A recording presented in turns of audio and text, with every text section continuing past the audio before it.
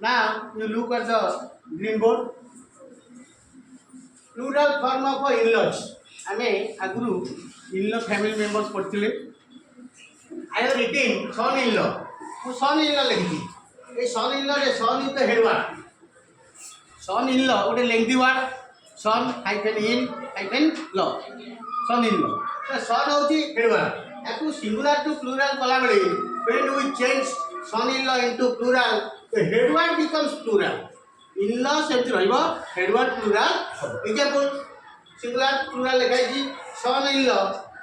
son in-law तो जोई sons in-law जोई माने इसका कोड लेला head word sons रे सेमती daughter in-law daughters in-law father in-law fathers in-law mother in-law mothers in-law brother in-law brothers in-law sister in-law sisters in-law तामने sister in-law माने कोथरे ऐसे लागला बहुवचन हला head word रे head word चिन्ह पड़लो identify the head word first you will identify the head word then add s and do plural.